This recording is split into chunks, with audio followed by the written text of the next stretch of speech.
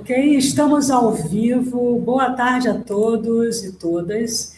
Esse é o nosso último encontro, pelo menos do momento, aqui do projeto Complexidade e Saberes em Diálogo. Eu sou Alessandra dos Santos, uma das coordenadoras do projeto, junto com o professor Renato Figueiredo.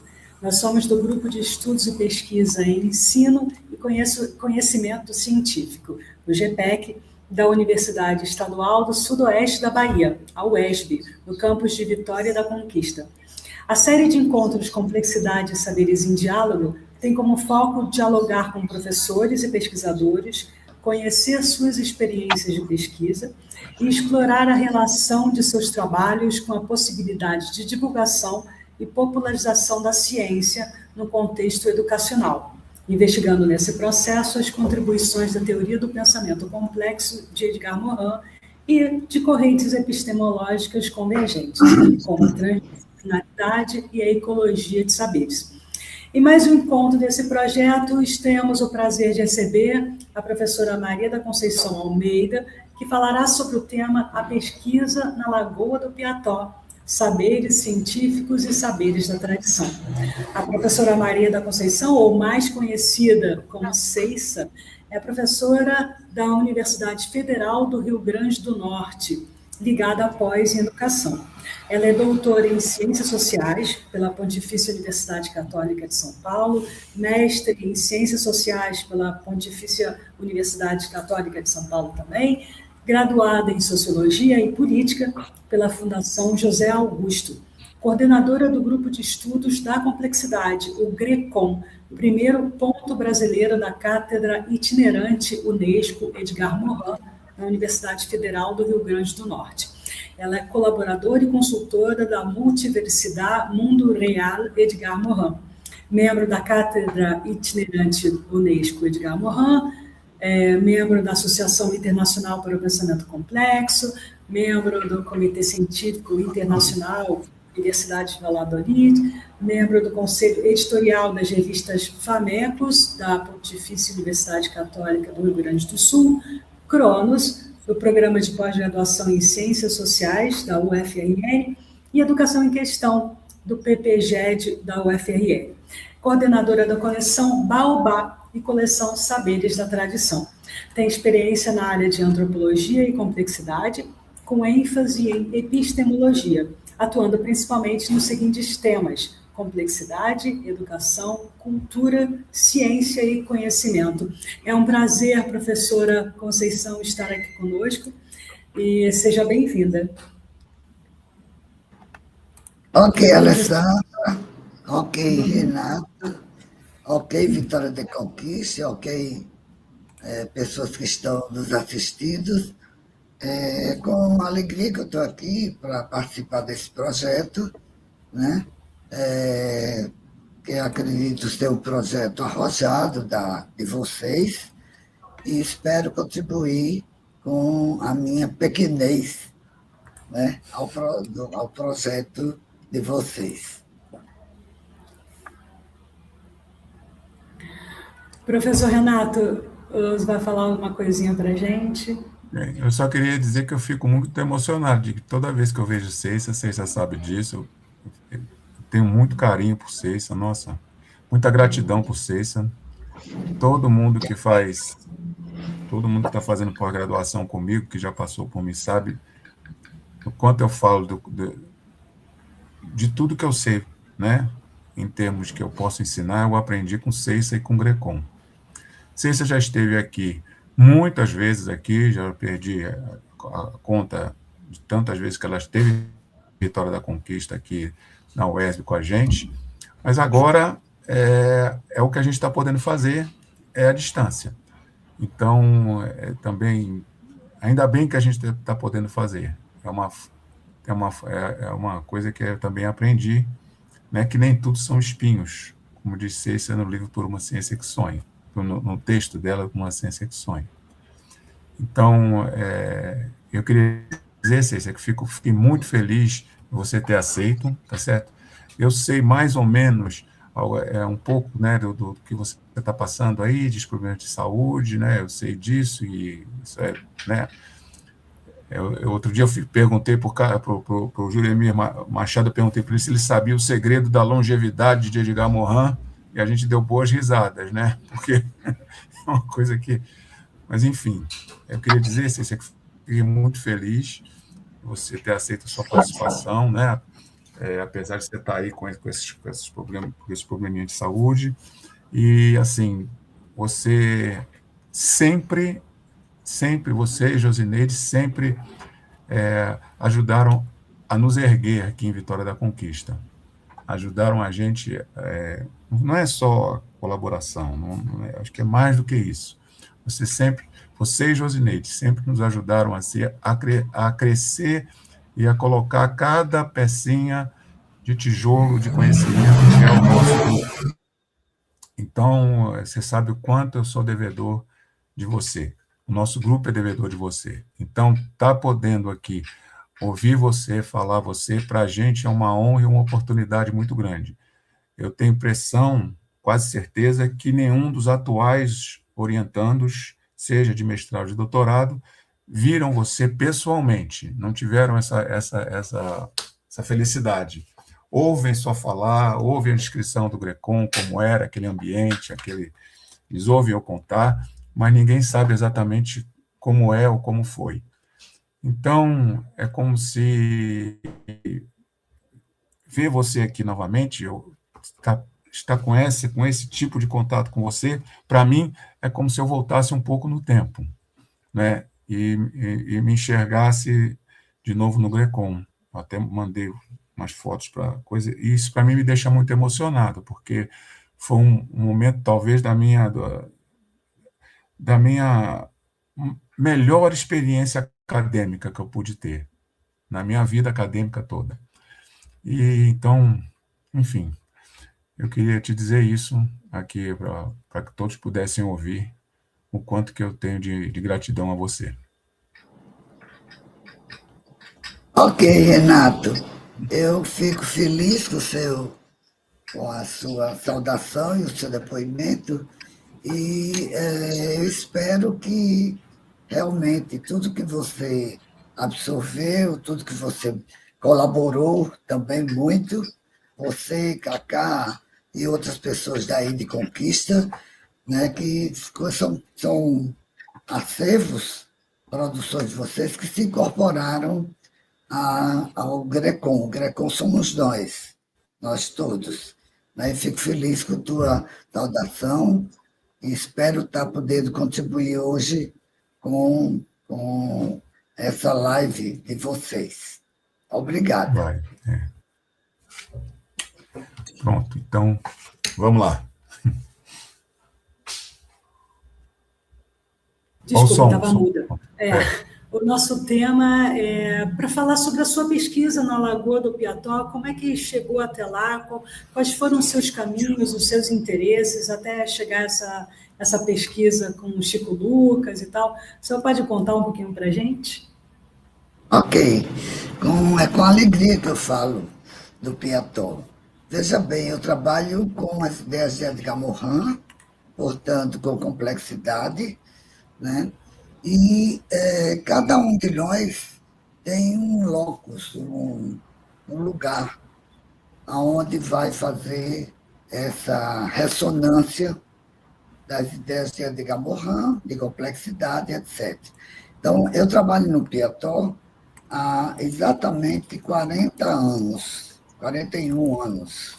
Né? Vamos fechar em 40 anos, e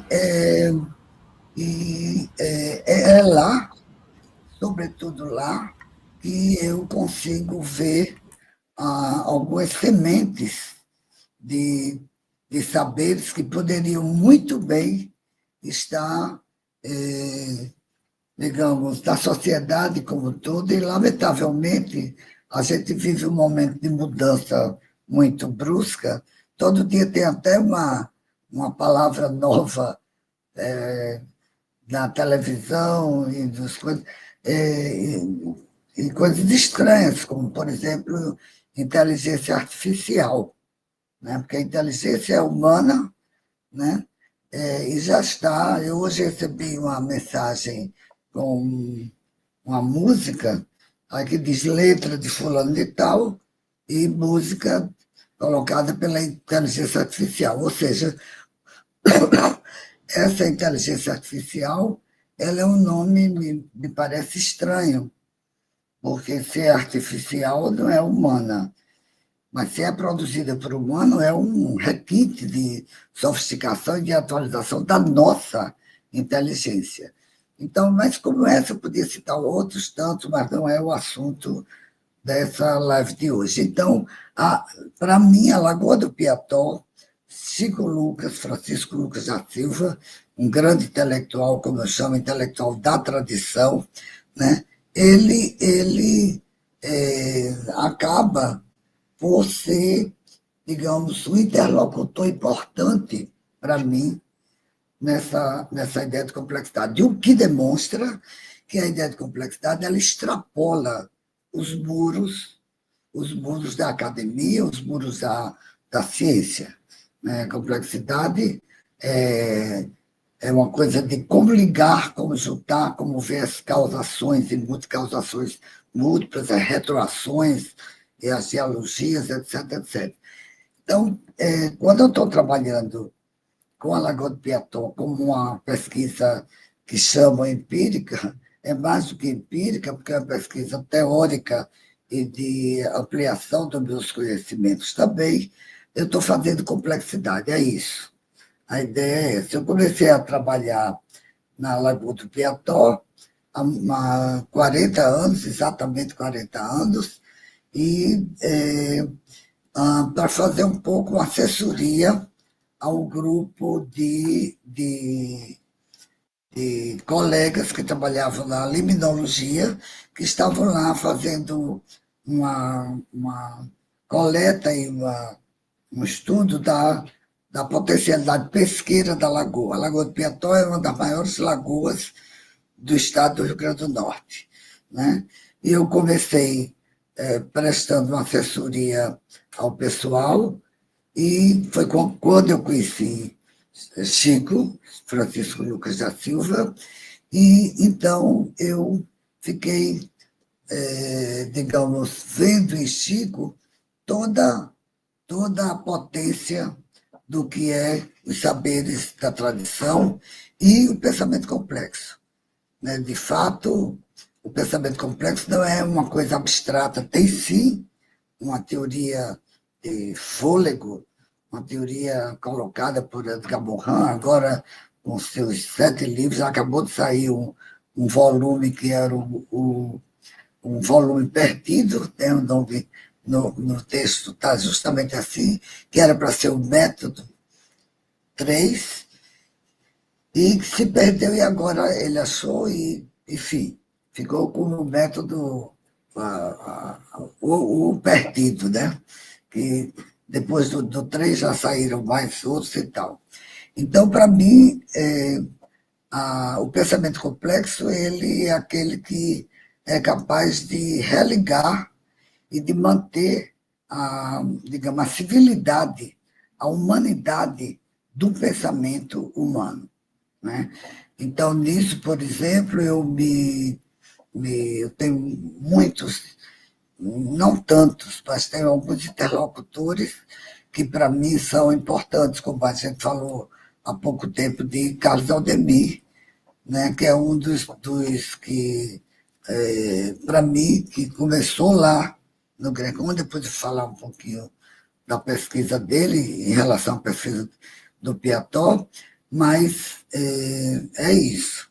A ideia de complexidade é uma ideia que hoje, lamentavelmente, está sendo vulgarizada também, tem sido usada de uma forma equivocada, pouco rigorosa, né? E ainda bem que Edgar Morin ainda está vivo, né? Com seus 104 anos, né? E ele é capaz até hoje de fazer essas diferenciações do que é uma coisa complexa e o que é uma carona na ideia de complexidade, o que é lamentável. Certo? Então, a pesquisa da Lagoa do Piató é isso, é o lugar que eu encontrei para, talvez, me comunicar ou expor o que é a complexidade do pensamento, né? Chico Lucas, ele sabe bem de Edgar Morin, conversamos muito sobre isso, e para vocês terem uma ideia, eu vou lá desde 1992, por aí, 93, e o primeiro livro que sai é esse, Lagoa do Piató, Fragmentos de uma História, já velhinho. Depois sai este outro livro aqui, que é este primeiro sendo atualizado, com mais conhecimentos de Chico, e, por fim, esse outro aqui, que é um mais novo. Cada vez eu compartilho a altura, a produção do livro, a autoria com algum colega. Esse aqui é produzido também com a autoria de Tiago. O outro é produzido, os outros dois primeiros são produzidos com a autoria a coautoria de Vandim Pereira. Além disso, tem outros livros que são esses, pequenos livros, onde a gente enfim, vai registrando a sabedoria de Chico. Esse aqui é um livro muito curioso, porque tem as frases guias, que se eu fosse ler aqui, só isso dava uma live, né, porque são 40 anos de pesquisa. Eu quero logo pedir licença para dizer que eu vou fazer uma simplificação, queira ou não queira, para passar para vocês essa ideia. Depois desse aqui, eu também produzi este livro, que é de um outro pensador que morreu também há pouco tempo. Esse morreu antes de Chico, né? Chico Lucas morreu aos 82 anos, em 2024. Né? Morreu no dia 23 de janeiro. E seu Luizinho, que era um contador de história, morreu um pouco antes. E esses livros, eles são, digamos assim, acabaram dando uma tonalidade para algumas escolhas e alguns orientandos meus. Eu já orientei mais de 100 trabalhos ao longo da minha vida acadêmica. Alguns deles, como esse aqui, das Marés da Vida, né, que é de uma pessoa de Sergipe, que toma, para trabalhar com as marisqueiras de lá, que toma um pouco essa ideia dos saberes da tradição. Outro livro é esse, Ilhas de Resistência, Conversas com Mestres e Aprendizes, de Juliano Petrovich, que também se iluminou por isso. Mas, de fato, o livro que eu reconheço como sendo uma ampliação, registro e ampliação da pesquisa do Piató é esse livro aqui, de Carlos Aldemir, que se chama Saberes da Tradição e Educação, né? E que esse livro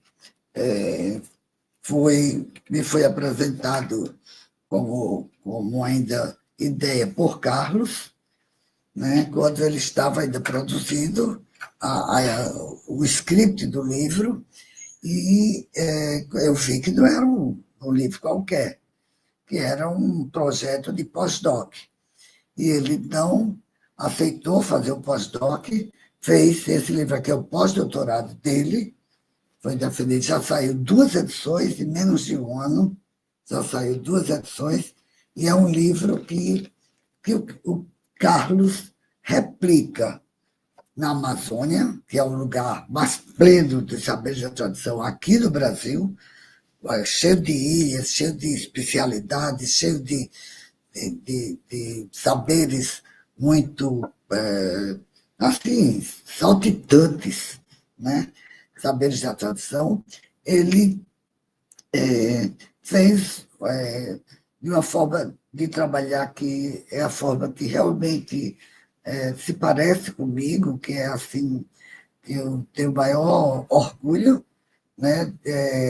de fazer a parceria entre as coisas da Lagoa do Piató e outros trabalhos que eu também orientei em relação aos saberes da tradição e os trabalhos de Belém que ele orientou sem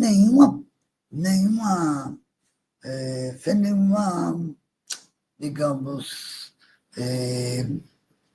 imprensa, sem nenhuma, nem sei como é que eu diga, sem nenhuma barra de puxar o saco de nada. Os trabalhos que ele faz lá em Belém são trabalhos que são afeitos a essa temática, com metodologias semelhantes e diferentes, num grau de criatividade muito grande que Carlos tem. Então, esse livro foi um dos pós-doutorados que eu orientei, e esse é talvez o primeiro livro sobre saberes da tradição que sai, né, digamos assim, com textos meus, com toda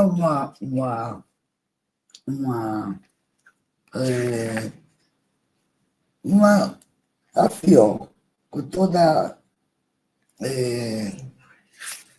visualização das obras que a gente produziu, né? E as dele lá em Belém e as nossas aqui no Rio Grande do Norte. Então, esse livro ele me trouxe uma alegria enorme, porque nada pior do que eu trabalho sozinho, nada pior do que o trabalho solitário. E dessa vez, eu acho que os saberes da tradição ganharam outra forma de atualização com os trabalhos dos ribeirinhos lá lá do Amazônia, de modo geral, mas sobretudo da área de Belém. Então, eu fico extremamente gratificada com isso. A pesquisa da Lagoa do Piató, ela apresentou para mim outras faces dos saberes da tradição. Outras faces no sentido de nunca, quando a gente vai falar com uma pessoa que trabalha com isso, nunca elas imaginam o que seja saberes da tradição. Saberes da tradição é a ciência primeira. Quem diz isso é Claude Lévi-Strauss. Eles chamam la pensée sauvage, o pensamento selvagem, de uma primeira ciência. Ele chama uma ciência primeira, que é movida pelas mesmas categorias de ajustamento, de similaridade, etc., como a gente trabalha na ciência acadêmica hoje. Lamentavelmente, nós vivemos numa sociedade que é a sociedade do desmonte, a sociedade da substituição. Tudo se substitui, né? E a ciência perde com isso. Né? Esses saberes, por exemplo, que Carlos trabalhou, que ele pega uma região maior do que da Amazônia, né? Que eu trabalhei no Piató e trabalhei em outros pontos também, mas sobretudo no Piató, eles são saberes que não são dispensados. São saberes que têm um tipo de construção extremamente científica, se a gente quiser chamar. Eu prefiro chamar de uma ciência primeira, como Keller Strauss.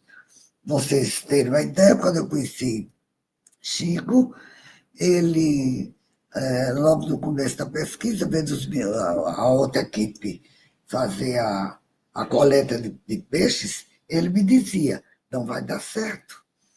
Essa rede que eles puseram nessa direção não vai dar certo, porque eles estão botando na rasoeira, que é a parte mais rasa da lagoa, e não no fundo da lagoa. E tem peixes que só vão no fundo, outros que só vão na rasoeira.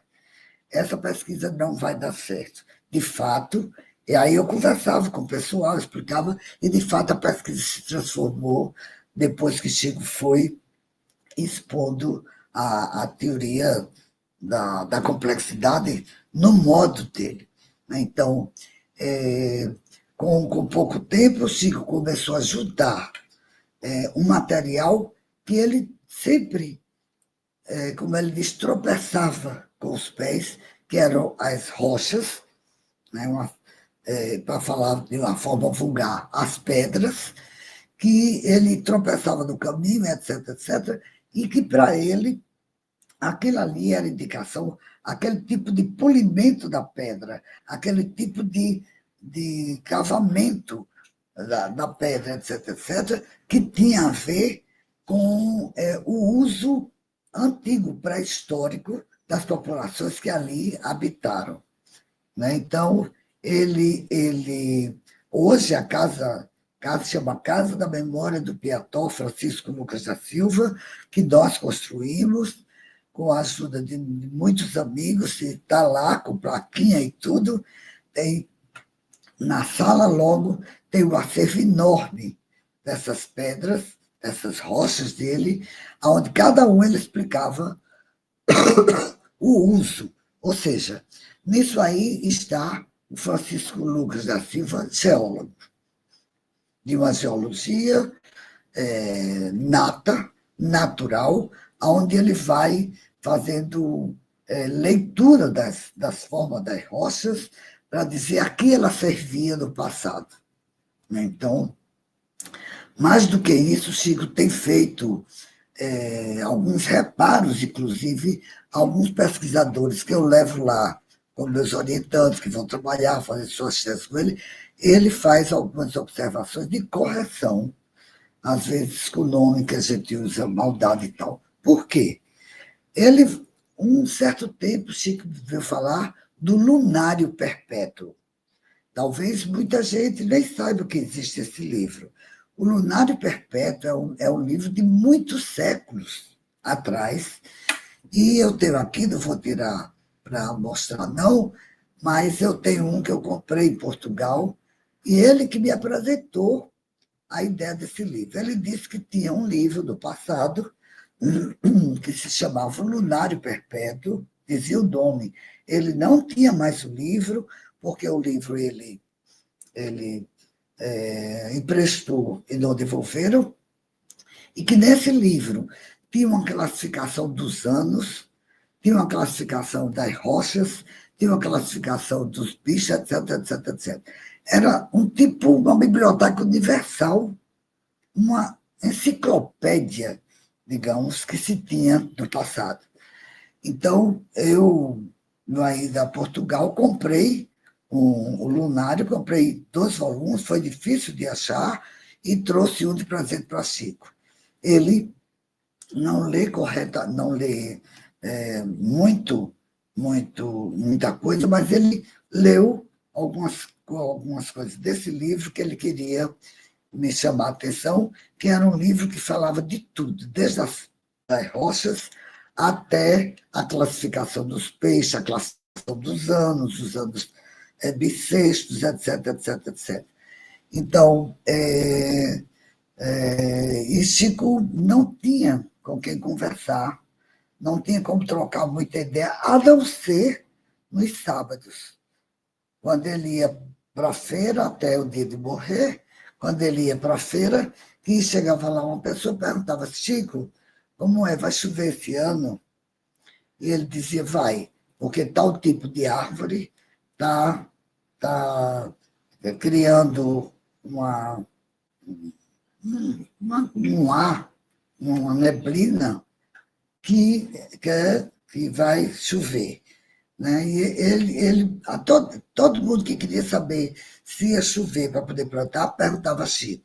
E era na feira do Açu, onde ele ia todo sábado, que quando ele chegava, ficava. Eu mesmo fiz algumas viagens, muitas viagens dessa com ele, para escutar a conversa das pessoas, o que as pessoas perguntavam e o que ele respondia.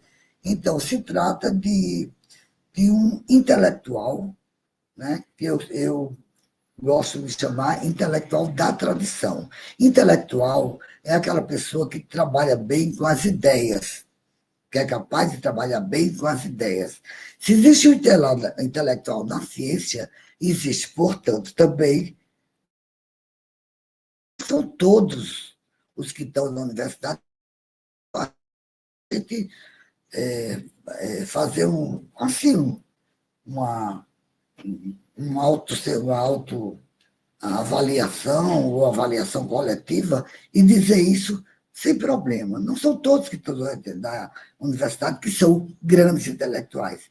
São pessoas que leem o livro, que reproduzem esse livro, etc, etc, mas que criam um pouco, que dão a tonalidade própria dele, pouco, etc, etc. E por isso é que eu reconheço do título Saberes da Tradição e o intelectual da tradição como uma coisa científica, né? Isso dando os créditos, às vezes indevido, que eu dou à própria ciência, porque, por vezes, esses saberes superam os saberes científicos. Né? Hoje a gente toma muito remédio de substâncias, né? Que vem de bichinhos, de tal e tal. A ciência da natureza sempre fez isso. O trabalho de Carlos, por exemplo, é cheio de exemplos de uma das grandes parteiras, morreu também há pouco tempo, uma das grandes parteiras, Dona Rosinha, onde ela explicava, e o texto de doutorado, o livro de Carlos é cheio dessas fotografias dessas plantas e tal, da cimental, onde ela vai fazer disso remédio para curar alguma coisa de hemorragia, de alguma coisa das parturientes dela e tal. Então, quer dizer, de fato, antes da ciência, existiram outras ciências. O que é lamentável é que, hoje, nesse mundo chamado global, onde tudo está conectado, onde todos andam com o celular na mão para ser roubado, é a coisa que mais a gente tem, é o celular na mão, né? A gente está perdendo a habilidade em conhecer outras coisas da natureza que antes eram conhecidas. Muita coisa deixou de ser conhecida. Eu estou lendo trabalho agora para fazer uma apresentação de um colega, né, sobre a população judia, de judeus no Rio Grande do Norte. É incrível também como essa população ela produz. Não eram pessoas letradas, eram pessoas que tinham sabedoria, porque sabiam ler a natureza. O que é que é bom para comer, o que é que não é bom para comer, como diz Claude Lévi-Strauss. Quais são as plantas boas para comer, o que não se deve comer, etc, etc. Então, os saberes da tradição, eles não são uma ciência menor, não são uma ciência de jeito nenhum menor. Elas são a ciência igual à nossa ciência, porque era dela que se valeu, foi dela que se valeu a populações que sobreviveram até hoje com base nos ensinamentos que a natureza dá na sua vida, etc, etc. Então, isso é importante que se diga, porque tanto eu quanto Vani, nós trabalhamos muito. Vani trabalha, ainda ou há pouco tempo, morreu também, uma parteira importante lá do Vale do Açu, né, que Vani trabalhou muito e tal. Quer dizer, são sabedorias, são ciências. Não existe ciência do singular, a ciência e a tradição. Não. A ciência é melhor dizer. As ciências, de um modo geral, os saberes da tradição, são uma ciência primeira, como quer o Claude Lévi-Strauss. Bom, eu acho que, para começar, tá bom. Eu vou deixar que vocês entrem, perguntem coisas mais que sejam do interesse de vocês, para que a gente possa falar outras coisas. Eu não posso falar de 40 anos de trabalho. Os livros, esses livros que eu mostrei, eles são uma coisa mais linda. Por exemplo, Aqui, quando ele tá, fazendo uma leitura da vegetação, ele vai dizer como é que essa vegetação anuncia a chuva. Como é que Chico Lucas sabe que vai chover? Quando ele vê a catingueira chorar, chorar resina. Ele diz a catingueira é uma árvore de porte mediano, como se fosse uma goiabeira. Quando a catingueira está esperando um bom inverno, ela chora uma resina do caule dela mesma. A palmatória, que é outra árvore do sertão, quando o ano é mau de inverno, a gente chega no partido de palmatória e dificilmente vê uma fruta. O baobá, do mesmo jeito. O juazeiro, o palmeiro, o cumaru, o vive-morre, a carnaúba, a cana-de-açúcar, o feijão, etc, etc. Então, ele sai... aqui tem uma classificação enorme, né, espinheiro de bode de juazeiro, feijão bravo, macambira, juazeiro, piquiá, pereira e jurema. Né? Como é que essas árvores elas dão sinal? Essa vegetação de que se fala Chico Lucas, esse é o livro dele. Essas árvores são como se fosse o livro, isso é ciência. É ciência. Aí o que é que acontece? Atualmente, algum dessas árvores dá algum sinal, ele prediz a chuva e a chuva não vem. Por quê? Porque todo o redor dessa árvore que dá, a palmatória, a catingueira e outras, tem uma modificação enorme do meio ambiente e que impede que essa planta, um ou outro, são muitas, né, que elas possam estar expondo a essa coisa. A mesma coisa ele diz, eu não vou ler tudo para vocês, ele diz a leitura, por exemplo, da farmácia da natureza, né, dizendo para que serve a pecúnia, a catatumba, a catingueira também, a quixabeiro, marmeleiro, mufum, baroeiro, peão, etc.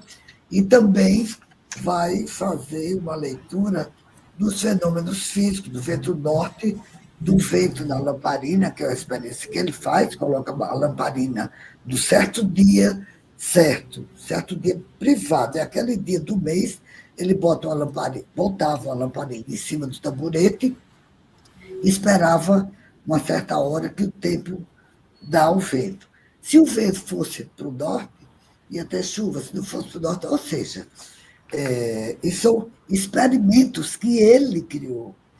Quantos de nós não faz pesquisa e cria isso? Isso é experimento científico, que ele vai passando para um e para o outro. Depois, por exemplo, tem uma leitura enorme dele aqui, também a respeito da fauna. A Curimatã, é bonita essa, né? A experiência do pescador para saber se vai chover é a Curimatã ovar. No ano que é mau, ela só ova aqui e acolá uma, e só de um lado. No ano que ela está esperando uma boa enchente para vir, ela ova dos dois lados. As duas laterais dela ficam bem ovadinhas. A mesma coisa acontece com o peixe-coró. E aí vem o gado, que dá com as nádegas para um lado, a borboleta, a gata, o tetel, a formiga, o sapo. Enfim, eu vou ler para vocês esse dicionário brilhante de Chico. Mas o que eu quero dizer é assim, com essa pesquisa, o que é que no fundo eu me perguntava, o que é que eu quero com isso? Eu quero com isso dizer que a complexidade ela não é um atributo somente da ciência oficial. Ela é um atributo de todo bom pensamento que que teima, que permanece, que fica seguidas vezes fazendo suas experiências. É um bom pensamento esse.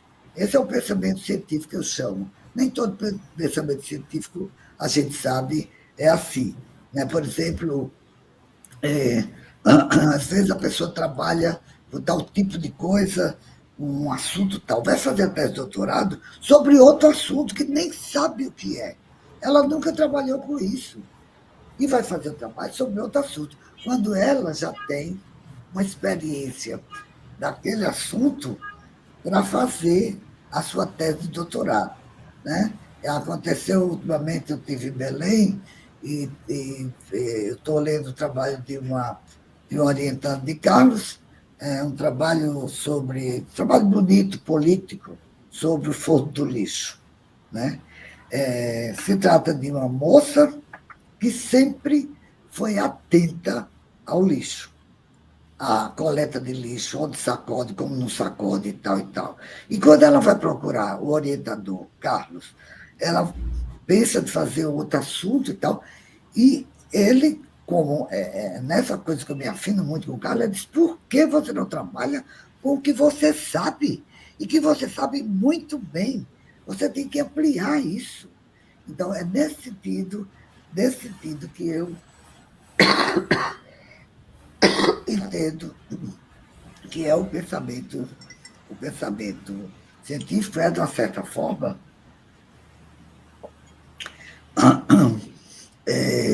cai, às vezes, no modismo e deixa de lado toda a experiência que o pesquisador tem para fazer outra coisa. Bom, eu falo demais, viu, Alessandra? Falo um pouco demais. Eu falei. Sim, eu aproveito, tem pessoas no chat falando que, dando boa tarde, falando que é maravilhosa a sua exposição e tal, mas eu queria repetir, quem tiver perguntas, coloca no chat que a gente vai fazer para a professora Conceição, tá bom?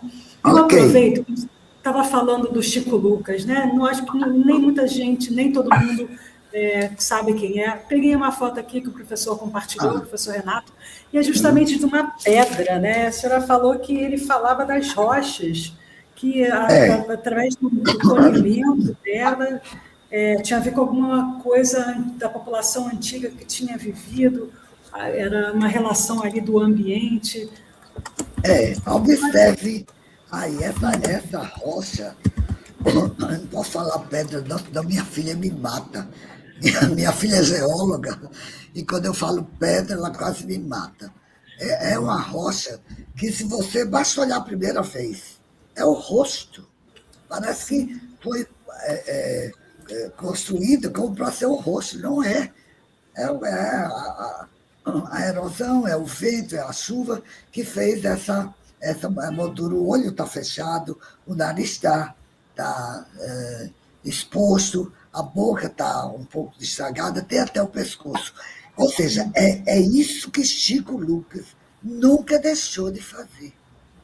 Ele tanto fazia essas observações, quanto de possíveis materiais de rocha que eram usadas pelas populações indígenas antes de chegar o pessoal do Piató, o pessoal atual, que eles usavam para macerar alguma coisa, e ele vai usando. Tem umas que parecem um fóssil de um peixe, tem outras que parecem o fóssil de um sapo, tem outras, tem muitas. Está tudo lá, e espero que a família, que eu sou da família dele, né? Eu considero que sou da família de Chico. Eu sempre me considero uma irmã dele, né? Não me considero uma amiga, uma pessoa que conheceu, não. Me considero como sendo ou uma filha, ou como muito próxima da idade, uma irmã. Mas, às vezes, o pessoal vai lá pedir para ele, ele não está mais vivo, pedir para ele liberar as rochas para levar para o Museu do Seniquê. E eu dizia, não. Essa Casa da Memória, ela é visitada sempre, Alessandra, sempre, pelas escolas, pela escola de Açu, do município de Açu, que é a capital do pedaço, né? Pelo município de Açu, onde as crianças vão lá, e ele mostra, ele explica que aquilo era uma cobra, que aquilo era um sapo, que aquilo era... Isso aí, claro que ele não vai dizer que isso é um homem, né? Com a dimensão, veja o tamanho de Chico, o tamanho da da cabeça. Ele diz que a natureza, ela esculpe também as obras de arte dela. Entendeu? É um homem de uma inteligência brilhante, brilhante. Sim. E como é que foi para ele aceitar também, tanto ele quanto a academia, esse, vamos dizer, entre aspas, esse título de intelectual da tradição, né? Ter um lugar, uma casa de cultura no nome dele, como é que era essa relação também para ele e para a academia? Legal sua pergunta, muito legal. Essa pergunta dá 3 falas. 3. Quando a gente quando a gente construiu a Casa da Memória, a gente construiu a casa no lugar que ele escolheu, de frente à casa dele. Ele tinha 13 filhos, morreram alguns já, e ele construiu a casa e eu pedi a uma amiga minha para fazer uma, uma porcelana, uma coisa que tinha Casa da Memória do Piató Chico Lucas. E eu ia botar essa placa, pregar essa placa na parede externa da casa, que é toda de alpendre, uma casa simples, sem portas. Sem portas. Só tem porta no banheiro. Não tem mais porta em canto nenhum. Uma casa pequena, bem estilo dele. Foi ele que construiu, ele, o filho e o neto. E ele, Esse então. aqui, desculpe, foi no dia da inauguração, talvez? Esse aí ainda estava na construção.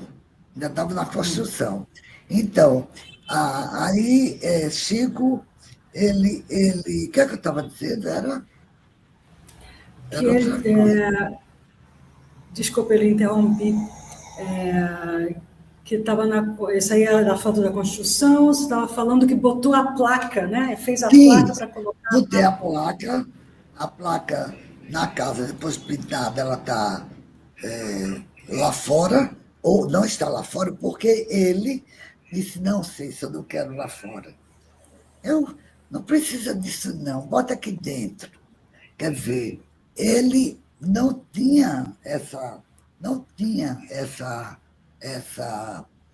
digamos, essa ganância por ser coisa. Mas, quando a gente saía para qualquer canto, ele ficava sempre ao meu lado e aceitava que tivesse uma condescendência, uma deferência, desculpe, uma deferência com ele como intelectual. E nisso ele dividiu mesas comigo, mesa de trabalho, onde ele falou também sobre o saber da tradição, falava lindamente, do jeito dele, e sempre se fez entender, sempre, né? Mas ele não tinha essa arrogância do intelectual, não tinha. Outra história, por exemplo, dele, né, é que ele sempre que vinha à universidade, ele vinha para lançar algum livro de cordel de alguém de lá, etc, etc. E ele sempre falou com todo mundo do jeito que ele era e nunca negou a ninguém, nunca negou nada assim de que fosse o intelectual. Nunca negou. Ele tem uma coisa aqui, que é num dos livrinhos dele, estou eu e ele aqui num barco, que ele tinha um barco grande, tinha esse barquinho de pesca também. E ele criou essa coisa que eu coloquei aqui. Ele diz, o pescador e o professor, Chico Lucas.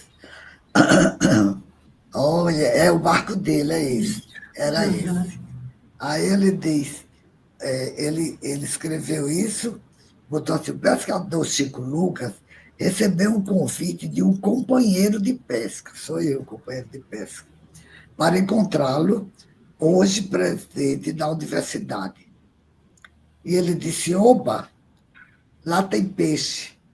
Peguei meus entrepostos de pesca e botei o pé na estrada. Mas quando aqui cheguei na universidade, ele falou isso na universidade, quando aqui cheguei não avistei nenhum lago. Fiquei desanimado. Não encontrei o que eu queria. Vim para fazer uma pescaria aqui na universidade. E se esse alguém duvidar a história do pescador, está aqui o comprovante. Aí ele mostra a foto, eu e o professor. Enfim, assim caminhamos os dois juntos. Ciência e sabedoria, isso é ele. Ciência e sabedoria. Parabéns, professora Ceissa e toda a sua equipe que faz a universidade. Ou seja, esse nome sabedoria, ele sabe muito bem o que quer dizer. Ele sabe que não é conhecimento. Aliás, eu tive grandes discussões acadêmicas com o Chico. Basta você dizer o nome que ele é capaz de entender, porque é do repertório dele, como nós, né? Para ele emendar uma conversa com você e tal. E ele é uma pessoa muito discreta. Toda a vida eu plantei, ele plantou. Ele plantou um baobá, né? Nos fundos dessa casa da memória. Está lá o baobá, plantado por ele e por mim. Plantamos juntos. Ele tirou um baobá de uma casa do século passado, que ainda tem lá, antigo, um pé, fez a muda e trouxe e plantou lá. No dia que ele precisa conversar alguma coisa comigo, que não pode ser de domínio público, ele me chama. Vamos lá no baobá.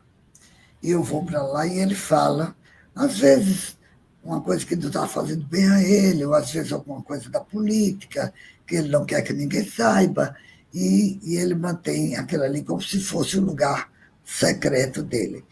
Então, é assim, é um homem com quem eu aprendi muito a ser quem eu sou hoje. Eu deixei de gostar de certas coisas, passei a gostar de outras. E passei a ser mais exigente com os meus orientandos, mais exigente com os intelectuais. Porque eu estou convivendo aqui com um intelectual de primeira mão. De primeira mão. Ele é intelectual daquilo que ele sabe. Na leitura das plantas, na leitura dos bichos, etc, etc. Né? Eu me lembro, uma vez eu fui com minha filha lá, na época eu era casado, fui com minha filha e meu marido, e ele viu que a menina estava com um cobreiro. Vocês sabem o que é cobreiro, que é uma doença que dá, é uma larvazinha que pode dar na perna, no pé, e se ela circundar tudo, dizem que cai um pedaço. Nunca vi cair pedaço, não, mas circundar tudo.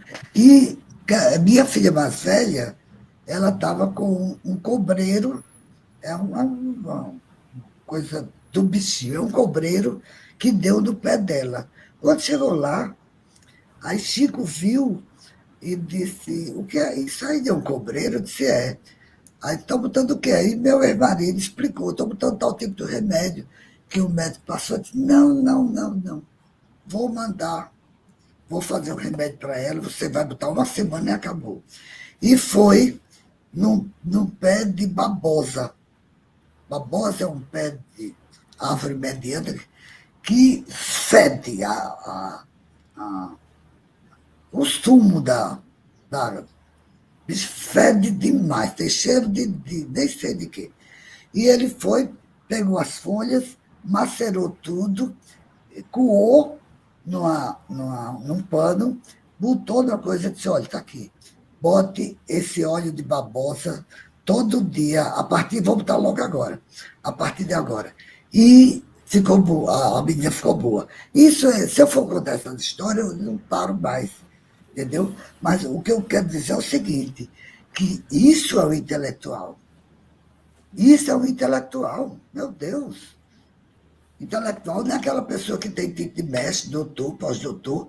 A gente chama intelectual, mas a credencial, o que vale o nome intelectual, é outra coisa. É aquele que vive bem das ideias, que é capaz de olhar para o mundo e ler o mundo. O mundo é um livro aberto, se disse tanto isso.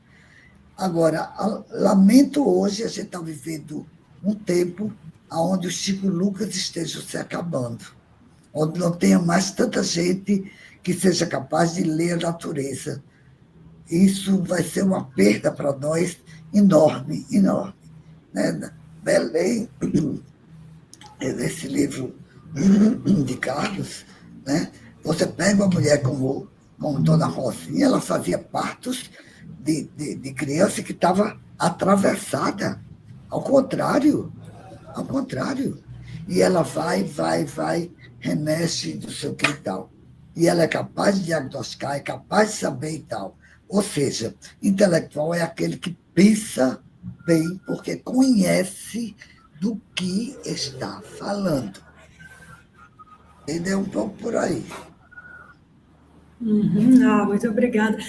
Professor Renato, a gente tem 2 perguntas aqui, mas antes o senhor queria falar alguma coisa? Não, eu acho que pode fazer as perguntas, porque não sei se já respondeu o que eu ia perguntar. Ela já falou o que eu queria saber, que é uma pergunta que sempre fazem aqui. Assim como nem todo pesquisador é um intelectual, né, o que a gente vê mais hoje em dia, também nem todas as pessoas que moram lá longe, lá na Amazônia, nem todos podem ser chamados de intelectual. E eu gostaria, portanto, de ouvir um pouco Ceysa falar um pouco mais sobre isso, mas eu acho que ela já falou o suficiente e vai dar... É melhor que a gente deixe as outras pessoas que estão de fora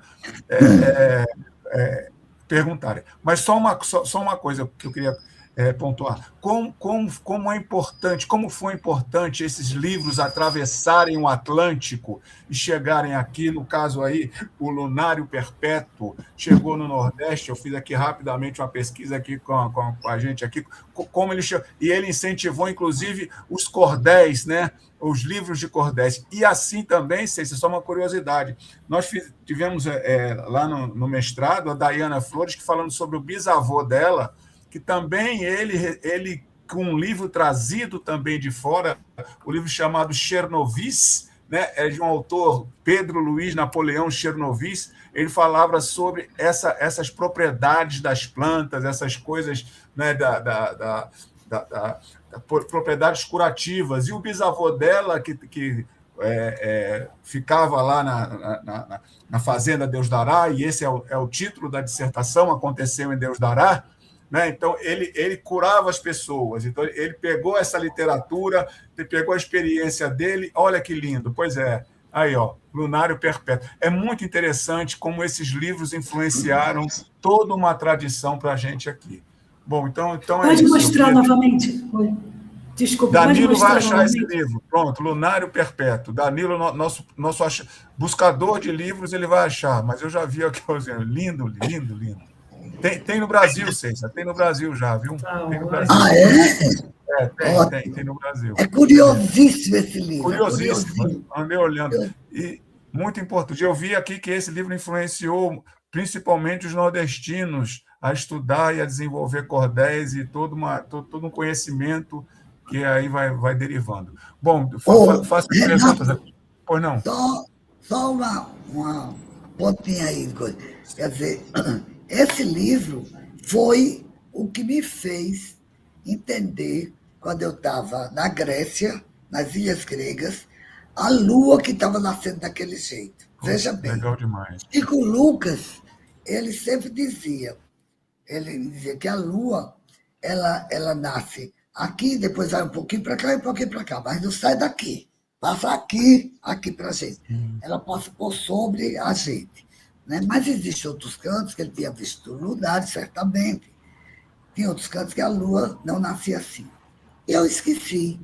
Quando eu chego na Grécia, que estou lá nas Ilhas Gregas, em Kidomos, era uma das maiores ilhas, eu vejo a lua nascendo à minha esquerda, lá assim, no chão do mar. Na ilha só viu o mar, né? E depois ela vai passando. Ela não passa aqui, ela passa assim e vai para cá. Eu chorei, Renato, de emoção. Quer dizer, isso era para ter aprendido no primário. Os professores precisam de dizer isso para os alunos, que aluno nasce toda a vida por sobre a gente, não, que é lugar, entendeu? Eu não aprendi isso. Eu estudei em colégio bom, então nunca me disseram isso, entende? E lá eu vou ver o que Chico Lucas já me disse. Pronto. Muito interessante, Cícero, é lindo. Então, muitos dos livros que você mostrou aí, a maioria deles no início da sua fala, a gente tem aqui. A gente tem aqui porque eu trouxe, outros compramos, a gente tem aqui e tal. Mas eu não me lembro, salvo engano, Cícero, é a primeira vez que eu ouço falar no Lunário Perpétuo.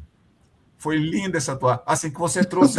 É a primeira vez, viu? É inédito isso, viu, gente, que está ouvindo aí. É um excelente livro belíssimo, agora sim. Belíssimo, é um excelente. livro para você ler, tem de A a Z. São 370 páginas. Sim, e você vai escolhendo para o que ler, entendeu? Borragem, bruxo, café. Tem tabelas. Está aqui, pronto. Está aqui a tabela, não dá para ver, não. Das luas. Legal. Lua minguante. Ano em que haja 12 de áureo número. É um negócio assim fabuloso, de como se pode conhecer os efeitos que costumam causar os eclipses. Coisa assim, todo é interessante. É um livro que é lindo, porque julho tem 30 dias. É um negócio assim fabuloso. Agora, claro, é um livro para você ler assim. É claro, não dá para ler. Então, é mais ou menos essa mesma pegada também que a Daiane trouxe. Eu fiz ela comprar o livro do Chianovice para escrever a dissertação dela. Mas sim, vamos permitir aí que as pessoas façam as perguntas, Alessandra. Lembrando, Márcia Menezes já me ligou aqui para mim, doida para te dar um abraço, viu, Ceiça? Márcia Menezes, não, você tem que falar com ela, que eu estou assistindo, que eu tenho que dar um beijo nela. Tá bom. Então, eu tenho duas perguntas aqui. A mensagem da Cláudia, eu vou ler a mensagem toda, que foi o Paulo que replicou aqui para a gente. Obrigada, Paulo. Ela diz assim, o livro... Não, desculpe, não é essa. Ela diz assim, professora Ceiça, que belíssimo quando você coloca que antes da ciência existiram outras ciências. Gratidão pela exposição de tantas sabedorias. Gostaria de fazer uma pergunta de leiga e de iniciante nos estudos da complexidade. A que ponto a academia valida e dá suporte às pesquisas na área dos saberes da tradição, os saberes ancestrais? Ai, meu Deus! Olha,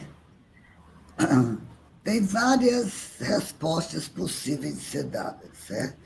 Por exemplo, eu, na minha vida universitária, nunca tive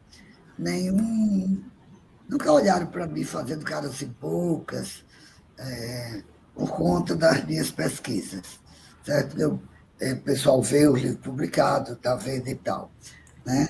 Mas o que eu acho lamentável é não existir nenhuma referência mais condensada, mais contextualizada desse saber de referência, porque a ciência ela tem que dar conta dos eventos dela, né? Para preparar as pessoas para coisa.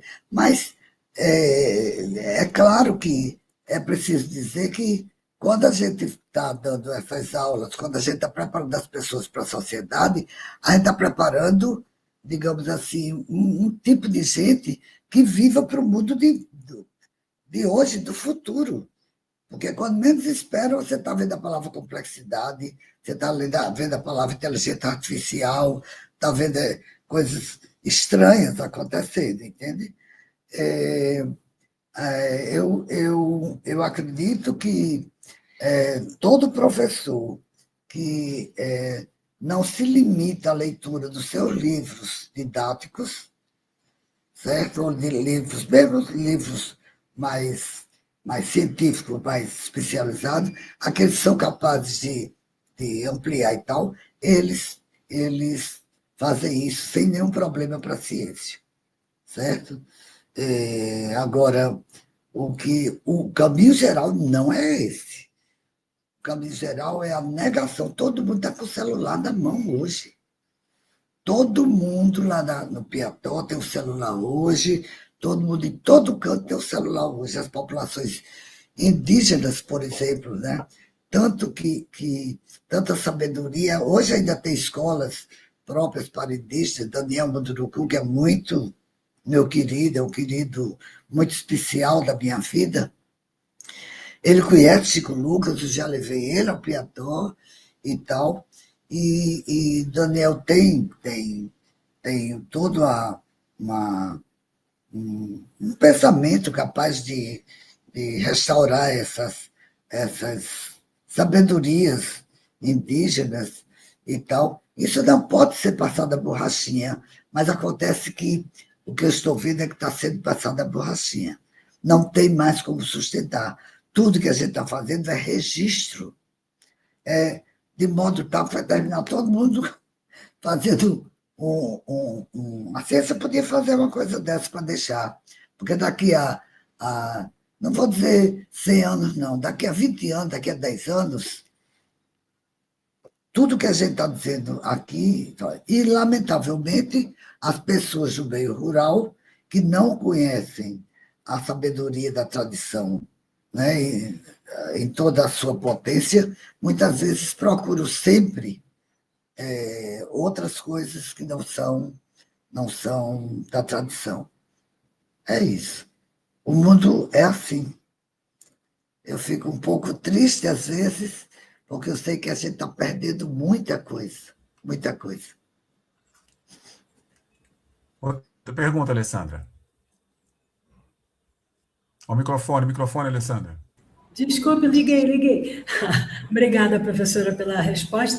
A outra pergunta é da Márcia Menezes. Ela fala assim, à luz do pensamento complexo, é possível construir práticas pedagógicas que integrem saberes da tradição, etnociência e conhecimento escolar, sem hierarquizá-los, mas promovendo um diálogo epistemológico entre eles? Essa pergunta difícil da Márcia, viu? Essa Márcia faz cada vez.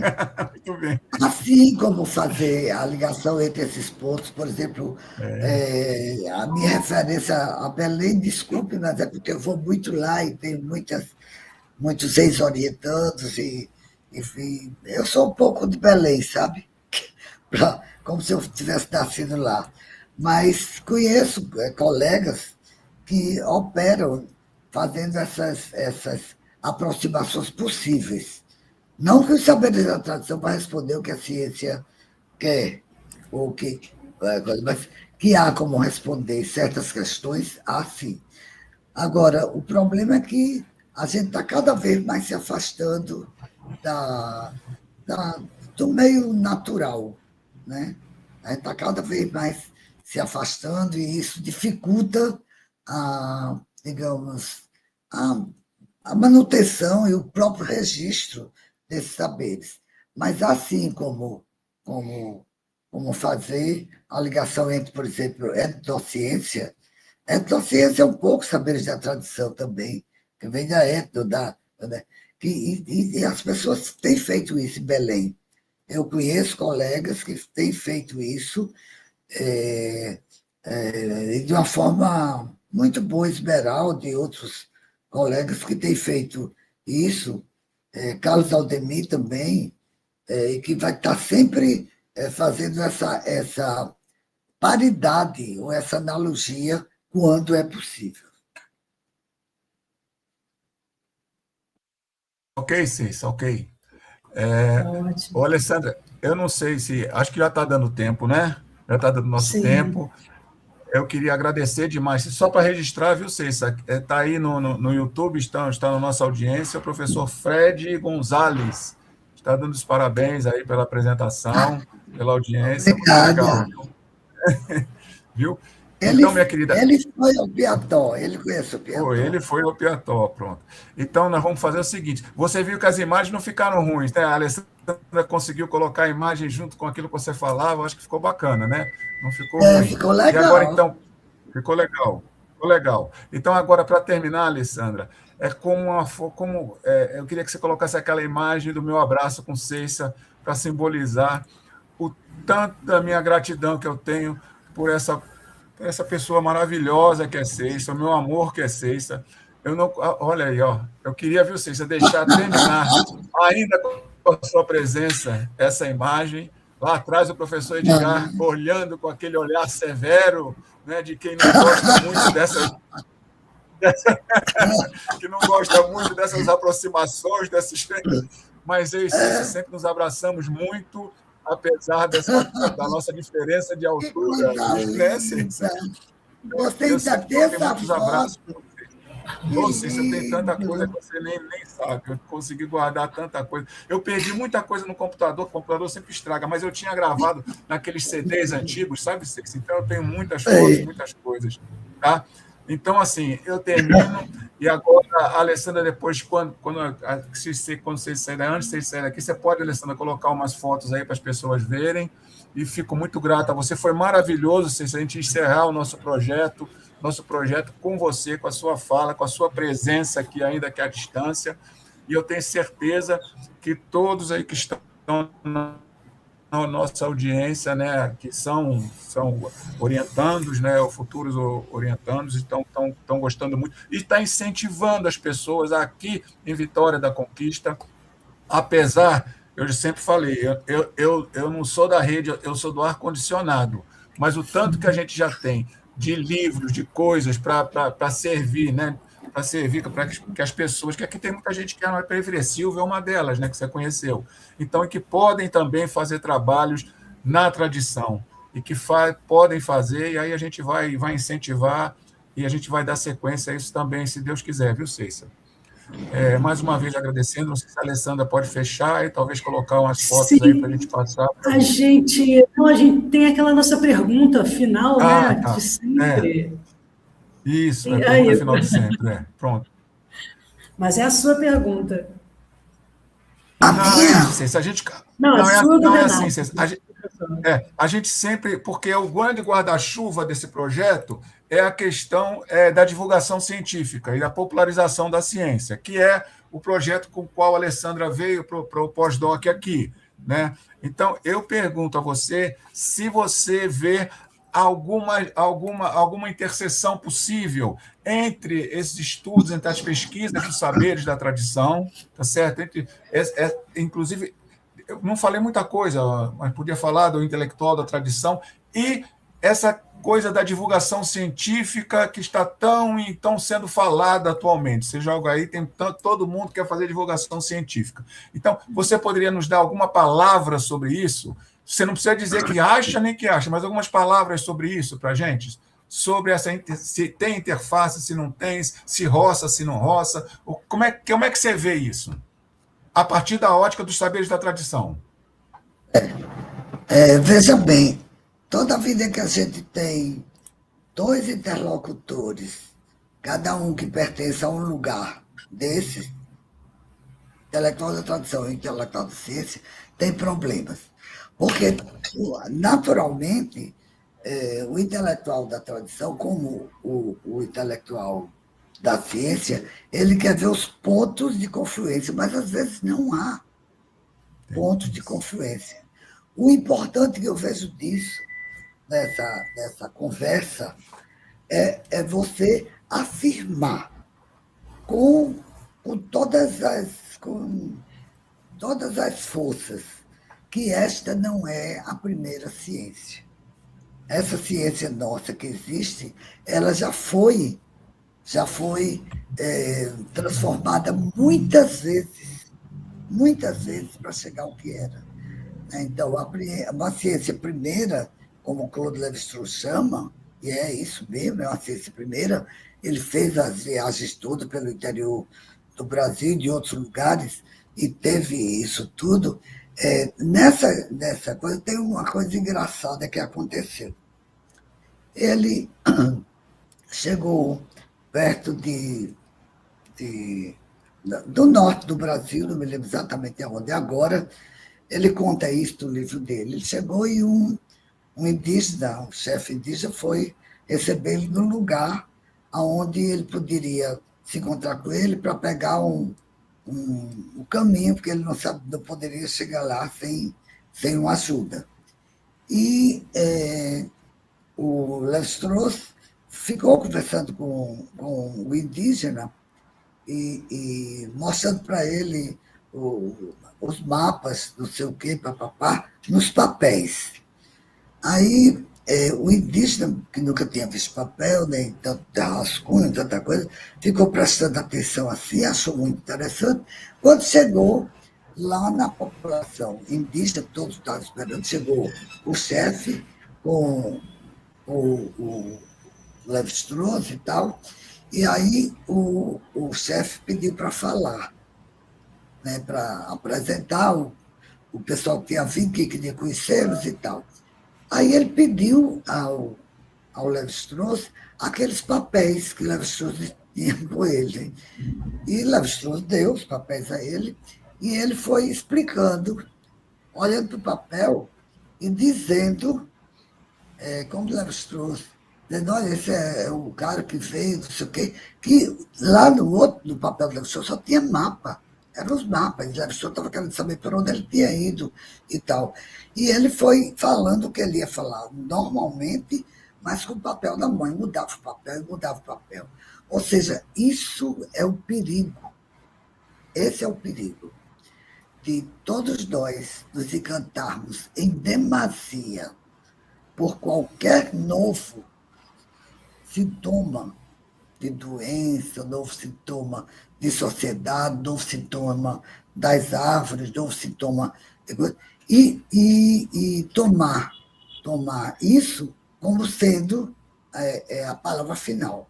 Entende? Quer dizer, o indígena, ele achou que aquilo que Lévi-Strauss fez com ele, mostrando aquele papel, por onde tinha andado e onde era que ia chegar e não sei o quê, era o máximo. Então, ele já se destacou, o indígena já se destacou, já se autodestacou da população e estava com aquele papel na mão explicando ao pessoal quem tinha chegado, etc, etc. Né? Ou seja, toda cópia é complicada. Não pensem vocês que eu não interroguei Chico dos menores detalhes sobre a qualidade da Terra ser redonda ou não, coisas assim, que ele pensa do jeito, eu pensava de outro, e etc, etc. Quer dizer, eu nunca escondi o jogo. Ele me conhecia muito mais do que, às vezes, certos amigos meus me conhecem. Porque com ele ele perguntava direto uma coisa e eu respondia direto a coisa que ele queria saber.